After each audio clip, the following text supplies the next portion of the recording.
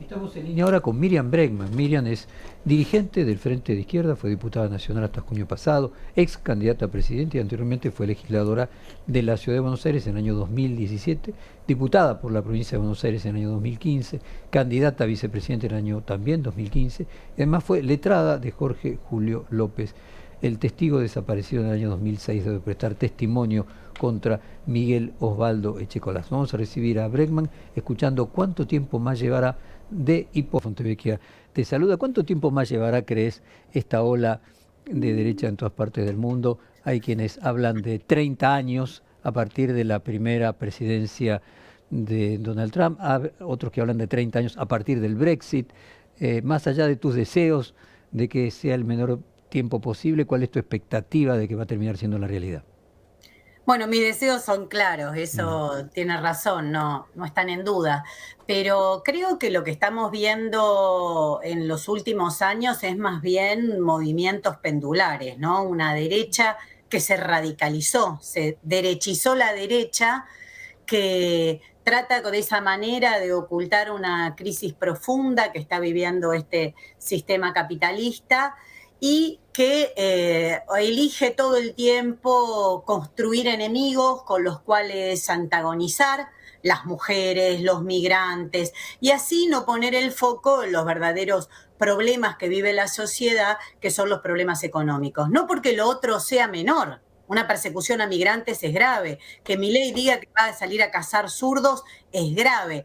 Pero digo que con estos discursos tratan de llevar la discusión a otros terrenos donde creen que pueden ganar más adeptos, porque imagínense si Milei hubiese ido a Davos a contar cómo crecieron las cifras de desocupación en nuestro país, de trabajo precario, cómo le cuesta a la familia llegar a fin de mes, etcétera. Esto es bastante extendido y por eso creo que estos fenómenos de derecha surgen con tanta virulencia. Pero también si miramos, por ejemplo, América Latina, la mayor parte de los gobiernos que han llegado al poder en los últimos años llegan con un discurso bastante distinto. Entonces, me parece que es más bien pendular esta situación, aunque en esta coyuntura lo que estamos viviendo es un fuerte avance de estos gobiernos radicalizados, pero radicalizados por derecha, ¿no?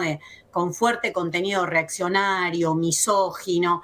Y bueno, Trump llegó y empezó a hacer de las suyas, empezó a bajar un discurso muy reaccionario, y Milei creo que también se ha subido a esa ola, aunque cuando después uno los mira en detenimiento no es lo mismo el fenómeno Trump que el fenómeno Milei, que Meloni en Italia, porque responden a situaciones muy diversas. Nadie puede comparar nuestro país totalmente subordinado al Fondo Monetario, a las decisiones de política económica que tome Estados Unidos, con el propio Estados Unidos, que además tiene su ejército para imponerlas. Miriam, estaba notando acá invertir causa y consecuencia. Vos decís, esta es una forma que tiene la derecha de tapar los problemas de insuficiencia del capitalismo. Podríamos irnos entonces a la crisis de 2008, donde Sí. los que estaban era Occupy Wall Street. Y los mismos de Occupy Wall Street que se quejaban de la regresiva distribución de la renta a partir de la caída del muro de Berlín, la concentración cada vez más de la riqueza del 1% más rico del planeta, esos mismos que se quejaban contra los empresarios y contra el 1% más rico, incluso las pancartas en aquel momento es soy el 99%, es decir, casualmente el 99% que a lo largo de los 25 años anteriores no se había, perdón, 15 años anteriores en aquel momento, no se había beneficiado con el crecimiento del Producto Bruto Mundial, sino había perdido inclusive en una distribución de la riqueza, el famoso libro de Piketty, El Capital del siglo XXI. Sí. Esos mismos de Occupy Wall Street, después son Quanon, ocupan el Capitolio. Se puede decir que hubo una genialidad por parte de personas como Trump de invertir causa y consecuencia y dar vuelta el reclamo por la no distribución de la renta en una manera en que cambió a los responsables y puso a los responsables a que sería la consecuencia como causa. Bueno, das en la clave de una de las discusiones que nosotros como izquierda anticapitalista queremos hacer, como una izquierda que pelea por el socialismo queremos hacer, porque precisamente esos movimientos que tienen una gran explosión a partir de un punto de inflexión de este sistema que vos marcás muy claramente, que es el año 2008, allí empieza la última gran crisis que estamos viviendo, la última gran crisis económica que estamos viviendo, que tiene altos y bajos, pero ese es claramente un punto de inflexión. Muchos de esos movimientos que surgieron, vos nombraste uno, pero yo te podría nombrar incluso algunos que llegaron al poder, como Podemos en España, en el Estado español, tuvieron objetivos muy cortos, objetivos que los integraron rápidamente a este sistema, empezaron con discursos o muy parcializados o discutiendo claramente de querer cambiar este sistema desde adentro, participando en los gobiernos, no cuestionando profundamente las bases de este sistema, que son las que generan esa desigualdad, hablando mucho de la pobreza y tal vez menos de la riqueza o cuestionando menos a esa riqueza. Me parece que todo eso llevó a que fueran rápidamente perdiendo expresión, perdiendo valor. Por eso creemos que la discusión es bastante más profunda, que lo que hay que cuestionar son las bases de este sistema que sigue llevando a que el 30% de la comida que se produce en el mundo se tire, aunque 3, 4 personajes como estos que se rodean Milei, que le gusta tanto, como Elon Musk, concentren una riqueza que uno ya no puede ni denominar en números, ¿no? Cuesta hasta transformarla en números, y que es comparable solamente al PBI de un país, ya no se puede comparar con otras fortunas siquiera. Entonces, me parece que ahí están algunas de las discusiones profundas que se vienen, pero que no es que Trump asume ahora y todo eso lo va a resolver con bravuconadas. Después todo eso se tiene que llevar a la realidad. Pensá, Jorge, que lo que hemos visto en los últimos años es trágico, es la guerra volviendo al centro de Europa, es el aumento del militarismo, países como... Ahora, perdóname, Miriam, Sí. ¿vos no reconoces a la socialdemocracia haber creado el estado de bienestar y haber mejorado la calidad de vida de enorme cantidad de población occidental durante muchos años, fundamentalmente hasta la caída del muro de Berlín? ¿No encontrás ahí que hubo una correcta salida de los problemas del capitalismo y que el capitalismo se mejoró gracias a la socialdemocracia? Me parece que hay que tener una visión más dialéctica al respecto, que las condiciones mejoraron y que hubo un estado de bienestar donde miles de personas accedieron a derechos que hasta ese momento eran innegables. Es así. Ahora, el problema es que los límites que tiene eso, porque incluso todos esos procesos surgen, creo que ni ellos mismos lo niegan a esta altura, surgen también como respuestas a las revoluciones de principio del siglo pasado, como respuesta a la Revolución Rusa y tantos otros procesos que se ven truncos en otros países y que terminan dando como lugar estos estados de bienestar como forma de contener en las fronteras del sistema capitalista cuestionamientos muy profundos a lo que se empezaba a ver como un sistema muy desigual que era el capitalismo. Ahora, con el paso de los años, no es que esto fue mejorando, que la socialdemocracia progresivamente y pacíficamente va dándoles más derechos a los ciudadanos. No es que con la caída del muro de Berlín, y vos sabés que somos grandes críticos de lo que fue el estalinismo, nosotros no tenemos nada que ver con ese sistema, sino que más bien Stalin ha perseguido a quienes integramos las corrientes trotskistas, al propio Trotsky, a quienes somos trotskistas en el mundo, pero la caída del muro de Berlín no es que provocó un auge de un capitalismo mucho más benévolo, con más derechos, sino que fue visto como una señal para avanzar contra los derechos, que es lo que estamos viendo, la ofensiva neoliberal que nace a partir de los años 80 es muy grave. Obviamente, lo que queda claro sí es que la socialdemocracia produjo quizás la mejor aumento de calidad de vida de la población en la historia de la humanidad, ¿no? Independientemente de que la caída del muro de Berlín, como vos bien marcás, le dio a la derecha la oportunidad de regresar al pasado y destruir a la socialdemocracia. La pregunta es qué viene después de esto. O sea, Bueno, dura 10, 15 años, nos quedan 10 años más, 5, 3 o 15.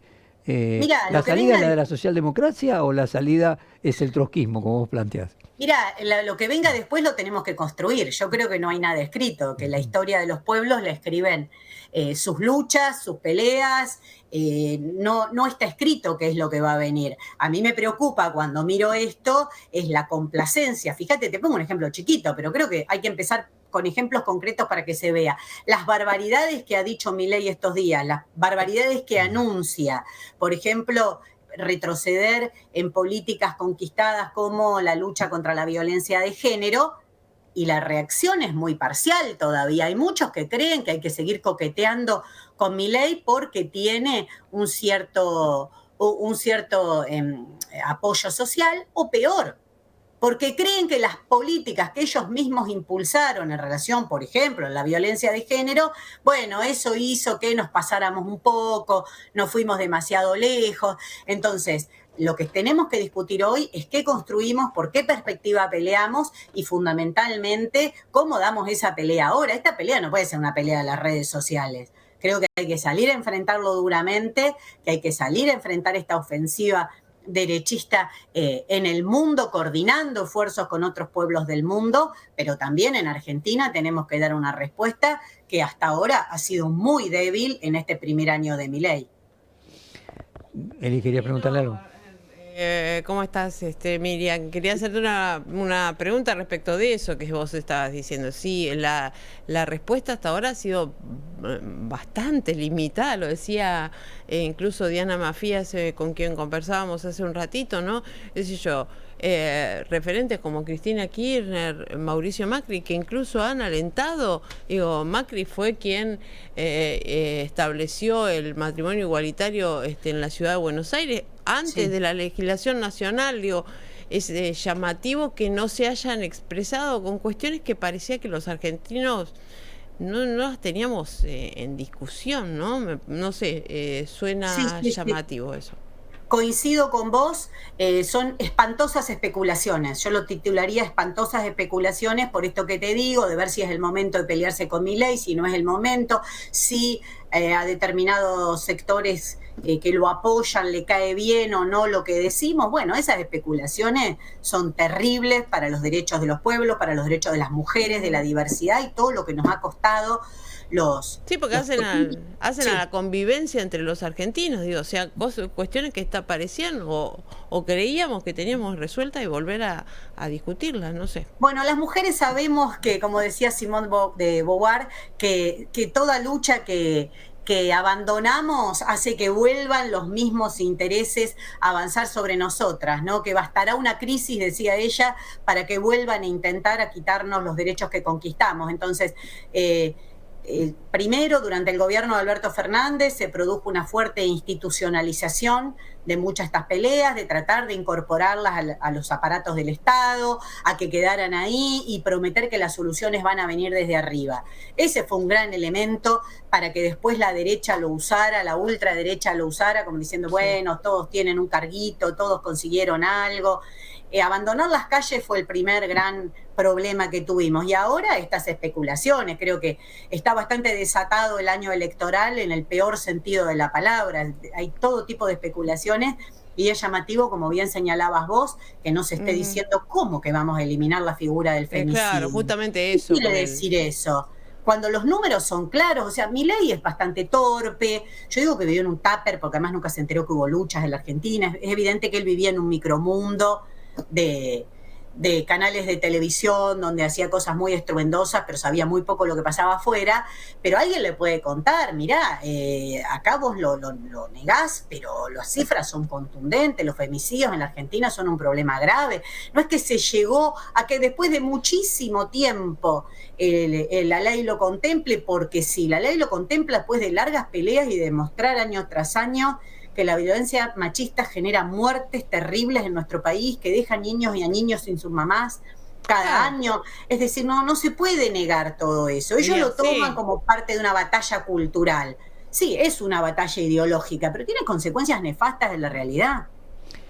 Miriam, así como te recibimos con cuánto tiempo más llevará, te vamos a despedir con Va y Pasar de Chico Buarque. Era una canción que Chico construye en la dictadura y en realidad lo que les está diciendo a los dictadores es: ustedes van a pasar.